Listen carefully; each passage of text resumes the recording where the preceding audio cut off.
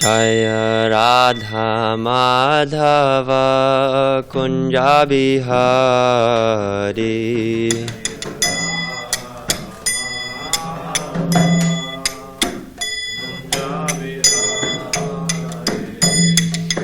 Radha Madhava Kunja Bihari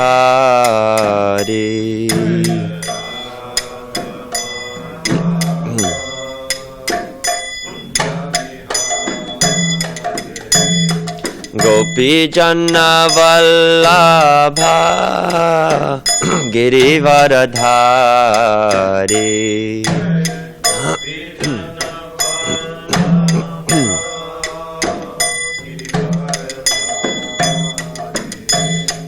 Gopi Janna Vallabha Girivaradhari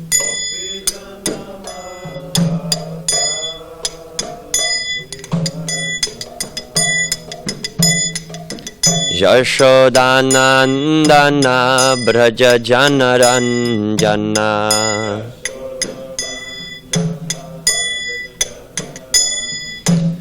Yashodanandana Vraja Janaranjana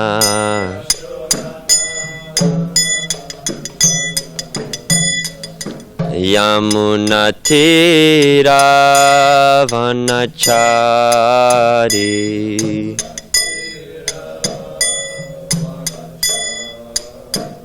Yamunatira Vanachari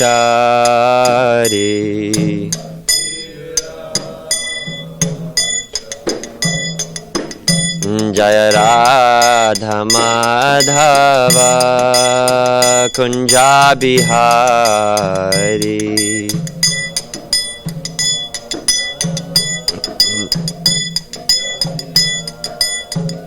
Jaya Radha Madhava Kunja Bihari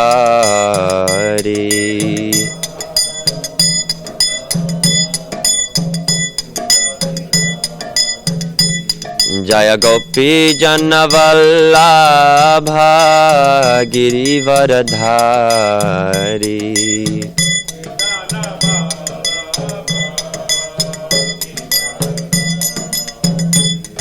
Yashodanandana Braja Janaranjana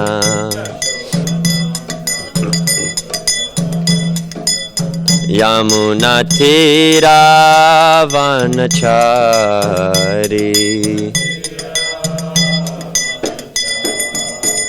Jaya Radha Madhava Kunja Bihari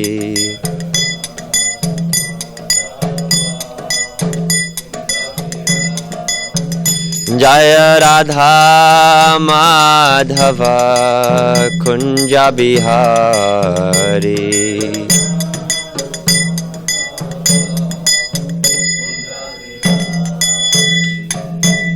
Shri Radha Madhava ki Jai Shri Radha Giridhari ki Jai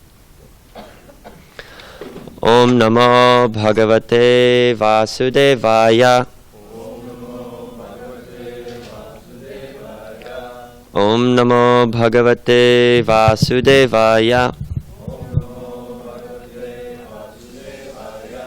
Om Namo Bhagavate Vasudevaya So today we're reading from 4:21:30.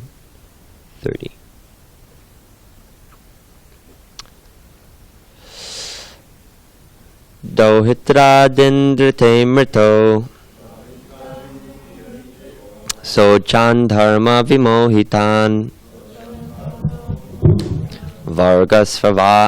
Vargasvarga pavarganam Prayanaikatma hetuna Dohitra dindrite mrityo Sochan dharma vimohitan Vargasvarga pavarganam Prayenaikyatma hetuna Dohitradin rite mrityo Sochan dharma vimohitan Varga svargapa varganam Prayan aikatmya hetuna. Please chant.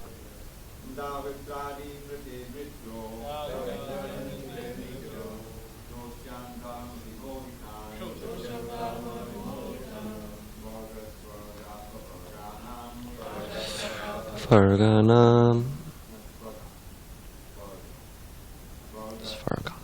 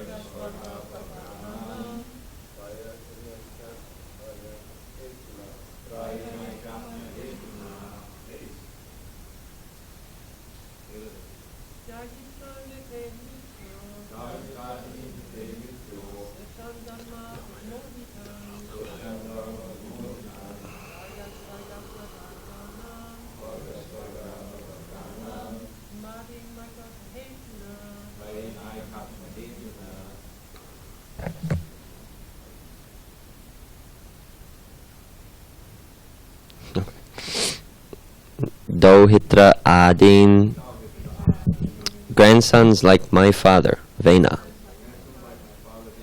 Vrite, accept. Mrityo, of personified death. Sochan, abominable. Dharma vimohitan, bewildered on the path of religion. Varga, religion, economic development, sense gratification, and liberation.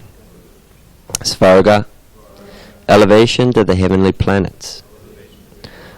Apavarganam, being freed from material contamination. Prayena, almost always. Eka, one. Atmya, the Supreme Personality of Godhead. Hetuna, on account of. Translation by His Divine Grace A.C. Bhaktivedanta Swami Srila Prabhupada. Although abominable persons like my father, Vena, the grandson of death personified, are bewildered on the path of religion, all the great personalities like those mentioned agree that in this world the only bestower of the benedictions of religion, economic development, sense gratification, liberation, or elevation to the heavenly planets is the Supreme Personality of Godhead. Purport. King Vena, the father of Prithu Maharaj, was condemned by the Brahmanas and saintly persons because of his denying the existence of the Supreme Personality of Godhead and rejecting the method of satisfying him by performance of Vedic sacrifice. In other words, he was an atheist who did not believe in the existence of God, and who consequently stopped all Vedic ritualistic ceremonies in his kingdom. Prithu Maharaj considered King Vena's character abominable because Vena was foolish regarding the execution of religious performances. Atheists are of the opinion that there is no need to accept the authority of the Supreme Personality of Godhead to be successful in religion, economic development, sense gratification, or liberation. According to them, dharma, or religious principles, are meant to establish an imaginary God, to encourage one to become moral, honest, and just, so that the social orders may be maintained in peace and tranquility. Furthermore, they say that actually there is no need to accept God for this purpose, for if one follows the principles of morality and honesty, that is sufficient. Similarly, if one makes nice plans and works very hard for economic development, automatically the result of economic development will come. Similarly, sense gratification also does not depend on the mercy of the Supreme Personality of Godhead, for if one earns enough money by any process, one will have sufficient opportunity for sense gratification. In so far as liberation is concerned, they say that there is no need to talk of liberation, because after death everything is finished. Prithu Maharaj, however, did not accept the authority of such atheists, headed by his father, who is the grandson of death personified. Generally, a daughter inherits the qualities of her father, and a son gets the qualities of his mother. Thus, Mrityu's daughter, Sunita, got all the qualities of her father, and Vena inherited the qualities of his mother. A person who is always subjected to the rules and regulations of repeated birth and death cannot accommodate anything beyond materialistic ideas. Since King Vena was such a man, he did not believe in the existence of God. Modern civilization agrees with the principles of King Vena, but factually, if we scrutinizingly study all the conditions of religion, economic development, sense gratification, and liberation, we must accept the principles of the authority of the Supreme Personality of Godhead. According to Vedic literature, religion consists only of the codes of law given by God. If one does not accept the authority of the Supreme Personality of Godhead in matters of religion and morality, one must explain why two persons of the same moral standard achieve different results. It is generally found that even if two men have the same moral standards of ethics, honesty, and morality, their positions are still not the same. Similarly, in economic development, it is seen that if two men work very hard day and night, still the results are not the same. One person may enjoy great opulence without even working, whereas another person, although working very hard, does not even get 2 sufficient meals a day. Similarly, in the matter of sense gratification, sometimes one who has sufficient food is still not happy in his family affairs, or sometimes is not even married, whereas another person, even though not economically well off, has the greatest opportunity for sense gratification. Even an animal like a hog or a dog may have greater opportunities for sense gratification than a human being. Aside from liberation, even if we consider only the preliminary necessities of life, dharma, artha, and kama, religion, economic development, and sense gratification, we will see that they are not the same for everyone. Therefore, it must be accepted that there is someone who determines the different standards. In conclusion, not only for liberation must one depend on the Lord, but even for ordinary necessities in this material world. Prithu Maharaj therefore indicated that in spite of having rich parents, children are sometimes not happy. Similarly, in spite of valuable medicine administered by a competent physician, sometimes a patient dies, or in spite of having a big safe boat, sometimes a man drowns. We may thus struggle to counteract impediments offered by material nature, but our attempts cannot be successful unless we are favored by the Supreme Personality of Godhead.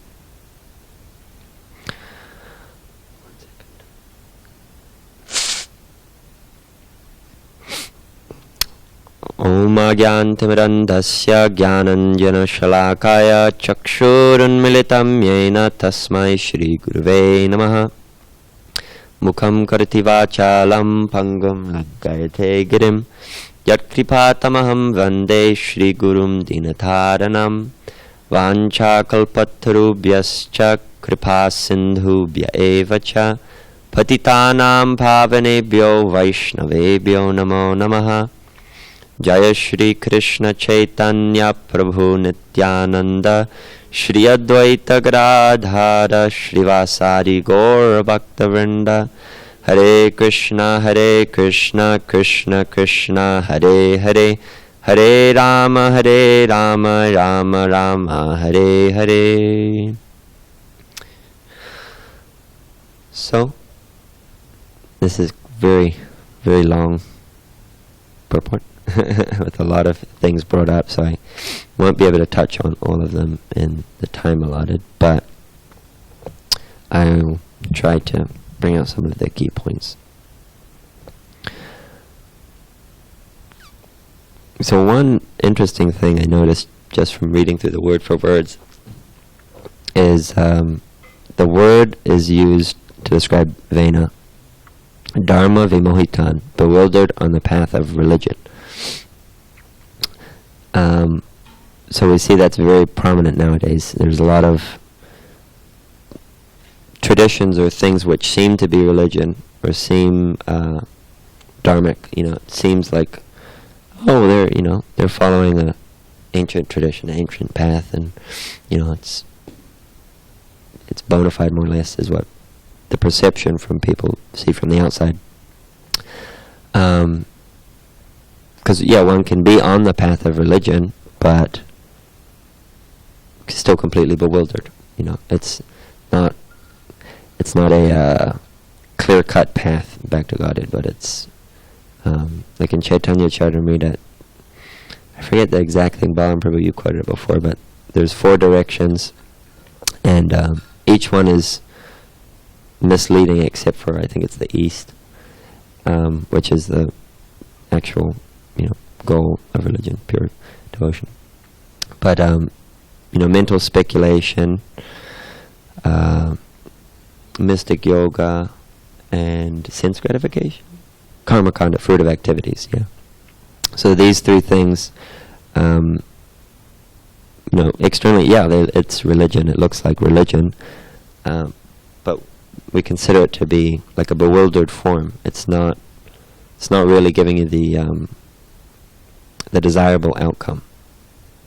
It's not something that we actually want. So Vena is being described here as Dharma Vimohitan, bewildered on the path of religion. He's confused. Mental speculation, or gyan. So,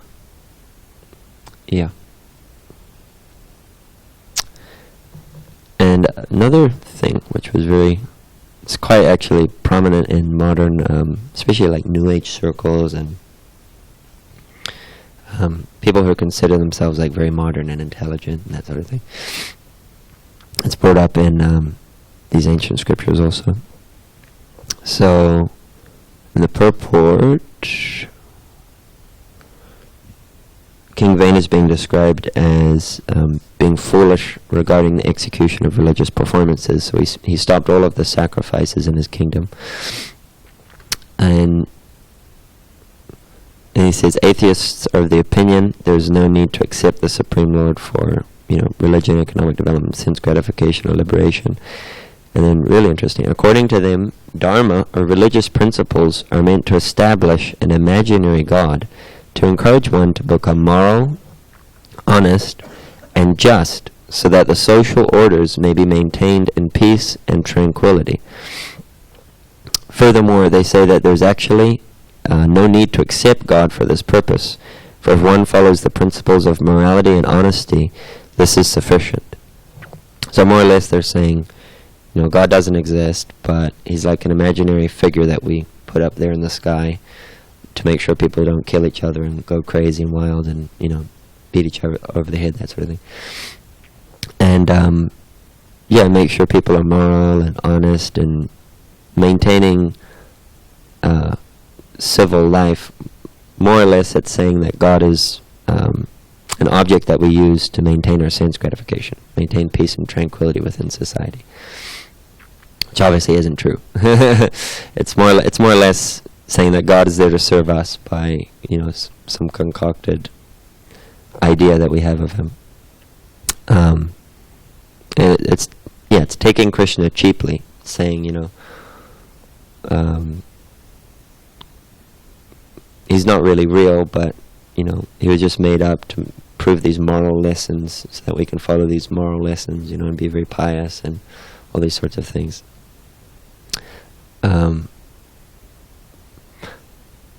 But yeah, obviously we wouldn't accept that at all. They're trying to squeeze God out of the picture, and just be left with what they would consider Dharma without the creator of Dharma. They say kingdom of God without God. So everyone wants peace, religion, some people don't even want religion, sense gratification, economic development, liberation. Everyone wants these things, but it's not possible to actually achieve them. It's not possible to be peaceful, tranquil in life without having that connection, divine connection with God or Krishna. And also continuing, he says, if one makes nice plans and works very hard for economic development, automatically the result of economic development will come. That's his karma mimamsa philosophy. Similarly, sense gratification also does not depend on the mercy of the Supreme Personality of Godhead. For if one earns money by any process, one will have sufficient opportunity for sense gratification. And Prabhupada says a little bit later in the purport, then if one's propounding that philosophy, you have to ask, how is it that one person is working like a donkey, and one person's working hard, one's hardly working. One's getting, hundreds of millions, hundreds of billions of dollars, and one person's like struggling just to get 2 meals a day. So if working hard, according to this philosophy, you don't have to worry, everything is taken care of, you just have to work hard and you'll be supplied completely. Then, in real life, that doesn't work. We see exactly by example, there's contrast of people. And this was an interesting thing that ties to Bhagavad Gita 3:10, because there's an idea, you just do what work as you want, all your happiness will be taken care of, senses gratified, yeah. But Krishna actually says in Bhagavad Gita how one becomes happy, and also the process for doing it, for becoming happy. So many devotees know this verse if you'd like to chant along. Saha yagya prajasristva puro vacha prajapatihi anena prasavisyadvam esavostvistakamadhuk. In the beginning of creation, the Lord of all creatures sent forth generations of men and demigods, along with sacrifices for Vishnu, and blessed them by saying, "Be thou happy by this yajna," sacrifice, because its performance will bestow upon you everything desirable for living happily and achieving liberation. So, just by performing yajna, one lives happily in this world and happily in the next world. You're satisfied in this world with everything you need. And then in the next world you achieve liberation. You become spiritually perfected. And then I thought I'd read the purport also, because it kind of helps relate for December Marathon and get us a little bit fired up. And also the whole verse in the Bhagavatam was speaking about yajna, and Vraja was stopping yajna, all these sorts of things. It was creating problems in his society. So Prabhupada says, the material creation by the Lord of creatures, Vishnu, is a chance offered to the conditioned souls to come back home, back to Godhead. All living entities within the material creation are conditioned by material nature because of their forgetfulness of their relationship to Vishnu, or Krishna, the Supreme Personality of Godhead. The Vedic principles are to help us understand this eternal relation, as it is stated in the Bhagavad Gita, Vedaischa sarver aham eva vedya. The Lord says that the purpose of the Vedas is to understand Him. In the Vedic hymns it is said, Patim vivasayat meshvaram. Therefore, the Lord of the living entities is the Supreme Personality of Godhead Vishnu. In the srimadbhagavatam also, Srila Shukadev Goswami describes the Lord as Pati in so many ways. The Prajapati is Lord Vishnu, and He is the Lord of all living creatures, all worlds, and all beauties, and the protector of everyone. The Lord created this material world. This is interesting. The Lord created this material world to enable the conditioned souls to learn how to perform yajnas, sacrifices, for the satisfaction of Vishnu, so that while in the material world they can live very comfortably without anxiety, and after finishing the present material body, they can enter into the kingdom of God. That is the whole program for the conditioned soul. By performance of yajna, the conditioned souls gradually become Krishna conscious and become godly in all respects. In the age of Kali, the Sankirtan Yajna, the chanting of the names of God, is recommended by the Vedic scriptures. And this transcendental system was introduced by Lord Chaitanya for the deliverance of all men in this age. Sankirtan Yajna and Krishna consciousness go well together. Lord Krishna in His devotional form as Lord Chaitanya is mentioned in srimadbhagavatam 11.5.32 as follows, with special reference to the Sankirtan Yajna. Krishna Varnam Tvisha Krishnam Sangopangastra Parshadam Yagyai Sankirtana Prayer Yajantihi Sumedasaha. In this age of Kali, people who are endowed with sufficient intelligence will worship the Lord, who is accompanied by His associates by performance of Sankirtan Yajna. Other yajnas prescribed in the Vedic literatures are not easy to perform in this age of Kali, but the Sankirtan Yajna is easy and sublime for all purposes, as recommended in Bhagavad Gita, also 9.14. Yeah, so we just have to do it. All the results will come, all happiness in this world and in the next will come. One becomes godly in all respects, and they can also give mercy to others. They can, drag others into the whirlpool of mercy, going up, not down. So it's very blissful. We become happy. We become more Krishna conscious and more satisfied by giving others Krishna consciousness. Which is a very, very nice, very sweet process.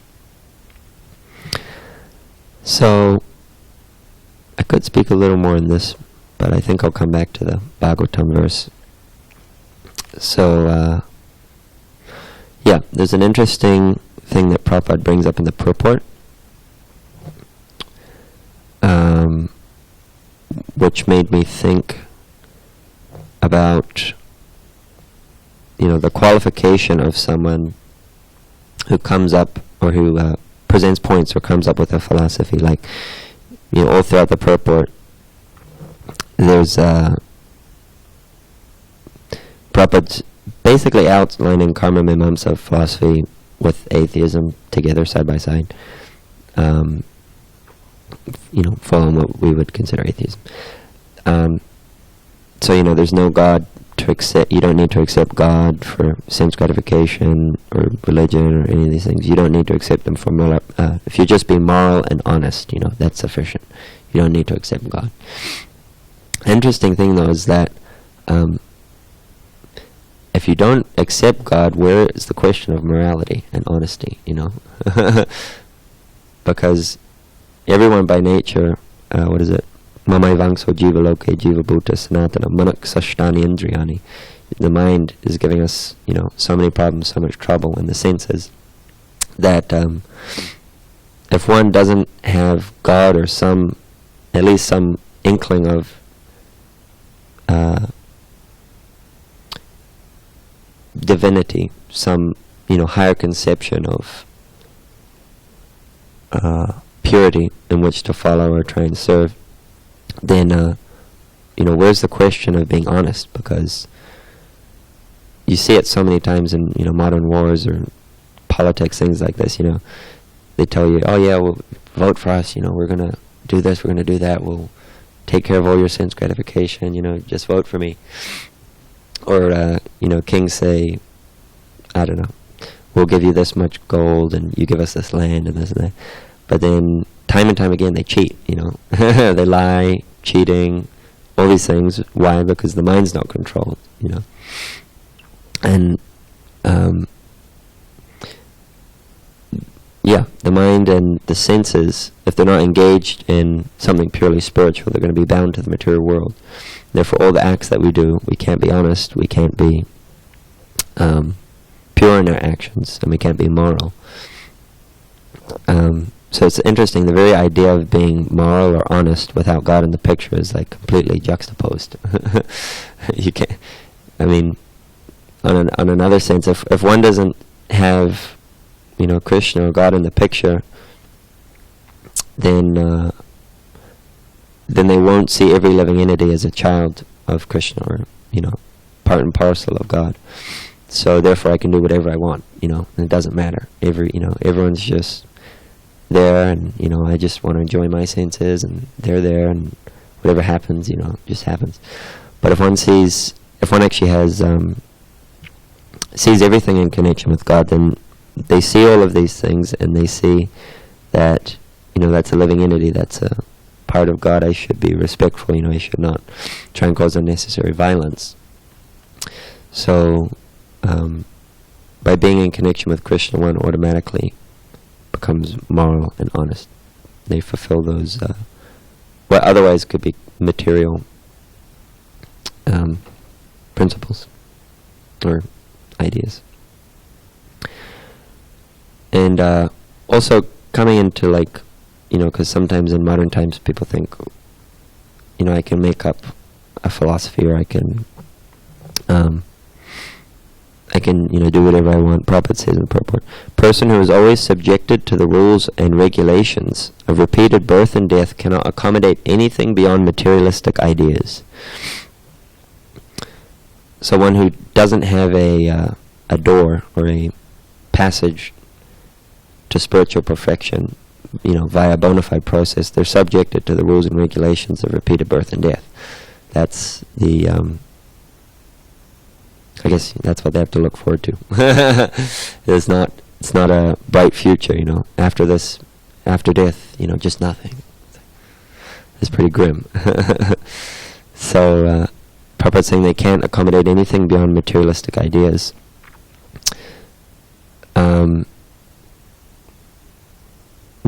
Like the verse of Takshi Krishna Nama Di Nabhavet Grayam Indriye Sevamukhi Hichi Fado Svayameva Spurtyada, that the name, form, pastimes, etc. of Krishna are imperceivable or imperceptible by the blunt senses. They can't be understood by the blunt senses. Yet people still, with the blunt senses, with materialistic ideas, they still try to understand transcendental matters or spiritual subject matters and comment on it, create a philosophy, this, that. But if someone's blind and they try and describe a path before them, try and describe what the truth is, what the vision is externally, it's how trustworthy is that, It's very, you have to be very careful who you accept as an authority or as guru, because there's so many cheaters, so many cheating gurus in the world. And if they are bona fide, if it's a bona fide tradition also, then there has to be a sadhana, there has to be a practice. It's not that you just, believe that I'm a, ball of light and I'm just going to merge into a big ocean of light, and it'll all be happy and blissful and all these things. But, what's the process to do it? What's actually the means by which you attain it? There has to be some means and there has to be a goal. And it can be made up. It has to be backed by Shastra. Shruti Smriti Puranadi Pancharatra Vidhim Vina Aikantaki Hari Bhaktir Utpataya Iva Kalpate. That anything that's not in accordance with the Shruti Smriti, the Puranas, etc., Vedic literatures, considered to be like a nuisance or an unwanted thing if it's propounding itself to be religion or to be a genuine path. If it's not based on those scriptures or books of knowledge containing transcendental wisdom, then it's just like a nuisance in society. It just creates so many problems, so many disturbances, and misguides people, misleads them from the real goal of life, the real codes, Prabhupada says, codes of law given by God. So we have to be very careful about where we get our process and where the knowledge is coming from, if it's bona fide. So there's a lot more of the purport I could continue on, but I think we'll see if there are any questions or comments for now. Darshan?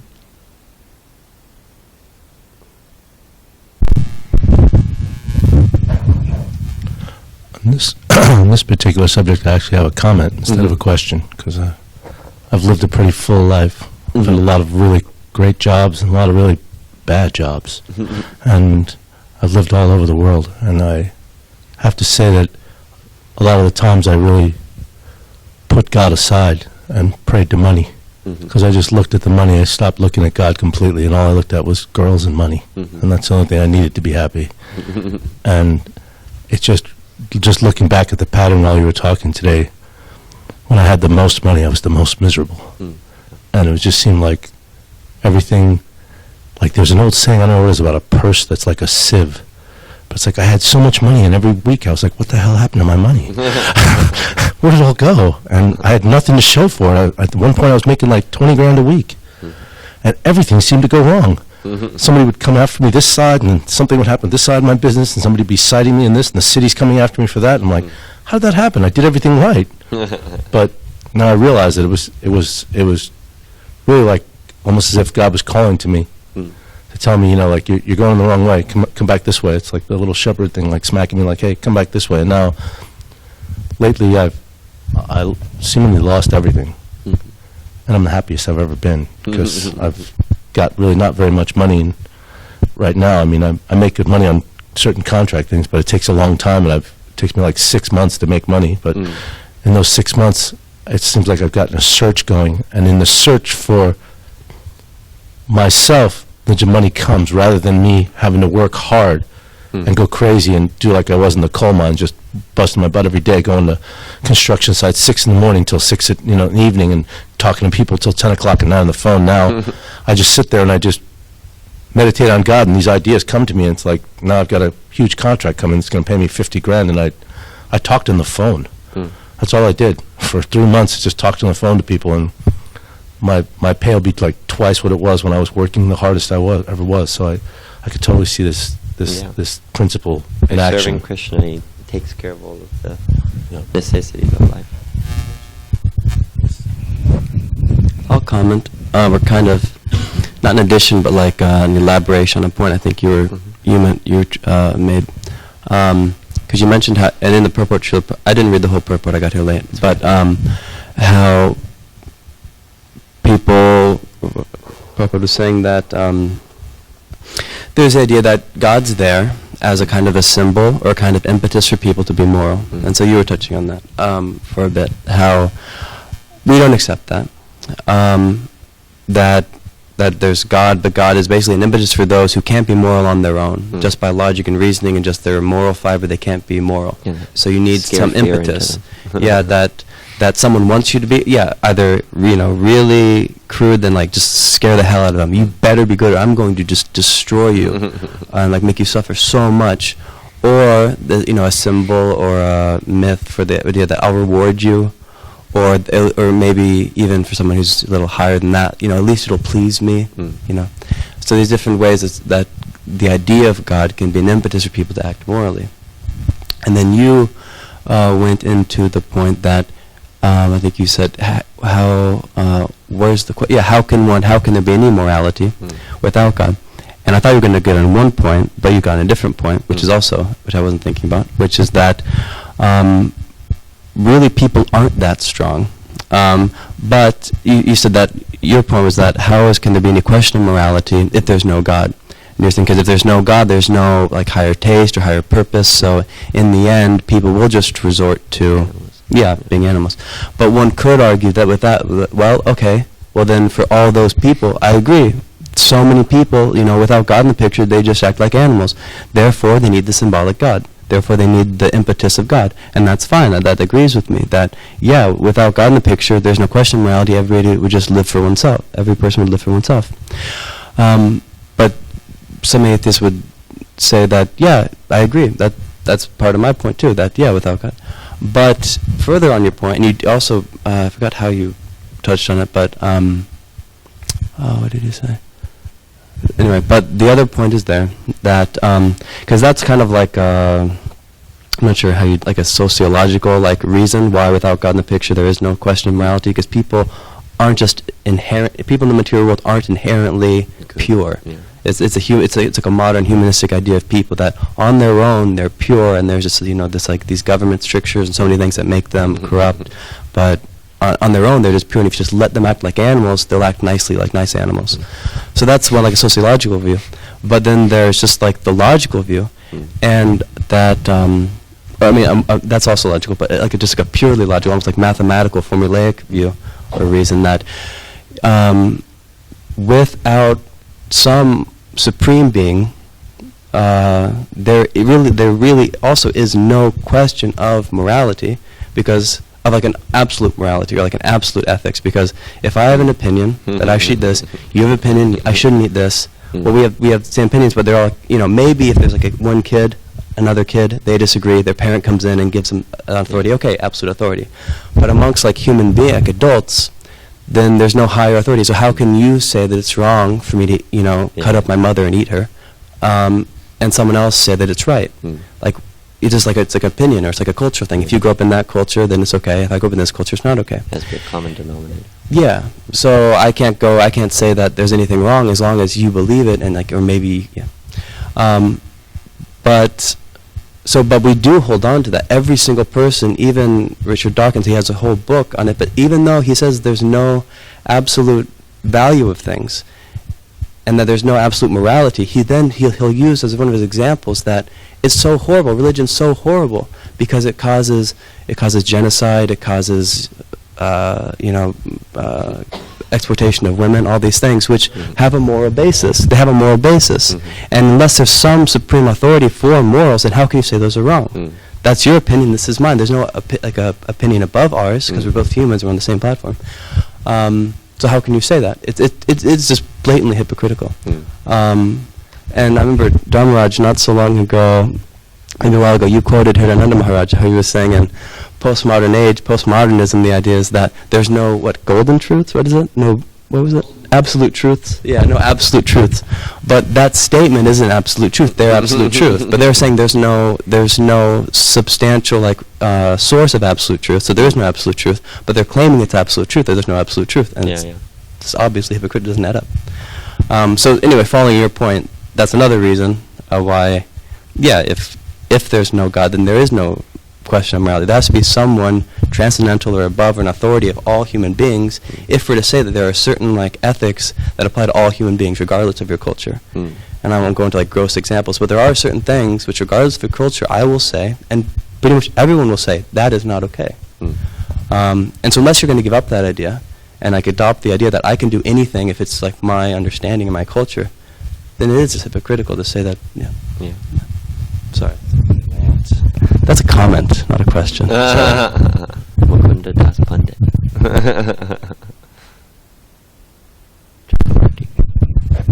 I give a little purport to what you said. I think Krishna's job is to model for us the ideal actions of body, speech, and mind, and how to live in a pure world.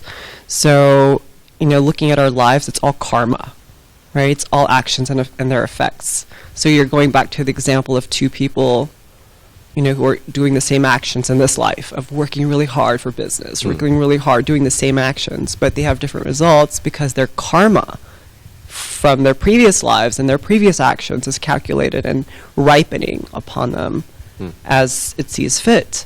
So, all our actions of like body, speech, and mind, they're all like karmically calculated, and they result in our bodies and how we look and how our tendencies, and all of that could be shifted because of Krishna modeling for us ideal behavior, ideal attraction, ideal environment, ideal enjoyments, ideal ways to speak, behave, act, all that. So by following Krishna's example of how to behave, how to focus our consciousness, then we're able to attain these transcendental states and free ourselves of this karmic bondage, which comes from our impure actions of body, speech, and mind. So the higher authority is one who has achieved this pure state of being, which is Krishna. So I'm just wondering if these thoughts are true.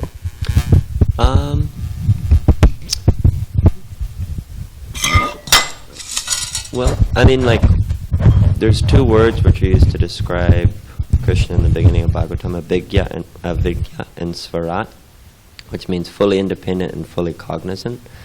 So, where to start? Basically one simple thing. For a conditioned soul, basically they're under the control of Mahamaya. So they don't have any much say in... basically karma is in control, of the conditioned soul. And Maya's kicking this way and that. They're basically more or less like stuck in a cycle of birth and death and action and reaction. But still, Krishna is a big svarat. He's fully independent. So he's not actually bound to act according to the laws of karma. So particularly this is why it applies for devotees, is that when one takes to devotional service, Krishna actually, my understanding at least, Krishna actually personally manages the karma of the devotee, but it's not normal karma. Is that correct, Balaram? There's another term for it. I don't remember. But devotees sometimes say Krishna karma. But there's another term which I don't remember.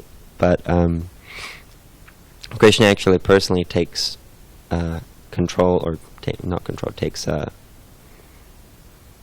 he's like manages the devotees' karma to use like as lessons, so that they can go back to Godhead, so they can become spiritually purified. Whereas, in the material sense, that's not there. So Krishna isn't bound to, if I,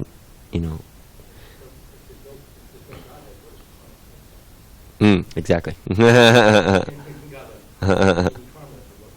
Yeah. So like, for example, someone comes to the temple and they, give $10,000 or something.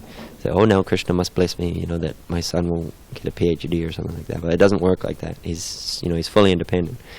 You could, serve him for 1,000 births, and he, obviously Krishna's very merciful, but still, philosophically, he still could choose not to take you back to Godhead if you have service to do here.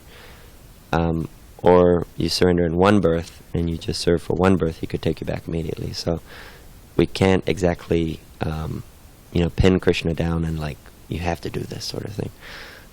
And then you're also saying Krishna's like an ideal. So Krishna did enact pastimes like, for example, in Dwarka, where it was an ideal king. It was like a, perfect king. Or also Lord Ramachandra is described as the perfect example of a king or a kshatriya. And so there are instances where Krishna's activity should be tried to be imbibed into one's life, or its example. But then there are other which it's dangerous for the conditioned souls. Like, for example, Krishna's Rasa Leela, dancing with the gopis. We shouldn't really try and imbibe that in our lives. Otherwise it can, because the conditioned soul naturally wants to enjoy the material world, we try to imitate Krishna, So it's quite a fine balance between imbibing his, imbibing the lessons that he's teaching, or imbibing the qualities and the example, and imitating, because one could say that, I'm performing Rasa Leela, and I'm following in Krishna's activities, I'm, doing the same as him, therefore I'm being very godly. But obviously that's like a twisted form of following Krishna. It's tainted with kama, with lust. But love for Krishna is prema is like, it's the purified lust. So we have to be careful which qualities or which activities we do try and imbibe in our life. But ultimately, Krishna's pastimes are completely for his enjoyment. They're transcendental. They're not. It's not that he performs them to teach us a lesson, or that they're only there to teach us a lesson. But lessons may naturally come. But he performs them lila for his own pleasure, transcendental pleasure. I want to take over your class. So I have to add to it. Because ultimately Krishna appears because he likes to. So Krishna does everything because he likes to. Like, there's nothing he does because he has to, or he does because there's some symbolic reason. But he does because he likes to. So he appears when he does, and how he does because he likes to. Because he likes to interact with his devotees, and he likes to experience certain pastimes again and again and again at different times, different pastimes. But at the same time, he also likes to appear in such a way that he acts as a perfect role model. So in certain ways, but as he was saying, not everything he does is a role model for other people, but largely Krishna says in Bhagavad Gita how even him, any great being, yad yad acharati shreshast, any great being, how they act, common men follow. So like you're saying, Krishna, even though he's not a great being, he's God. He's not just like a good guy, good guy. No, he's God. But even he likes to act in such a way that that people could follow him and also, act nicely. But even that is because he likes to. He likes to appear that way. He likes to appear to reestablish religious principles, and he likes to act as a good example and things. But like you were saying, all of his pastimes are all because he enjoys it. He enjoys appearing that way. He's not like Radha, one of the gopis isn't like, Krishna, like, come on, it's time for you to, I'm coming. For his pleasure. Go and try Srimad Bhagavatam.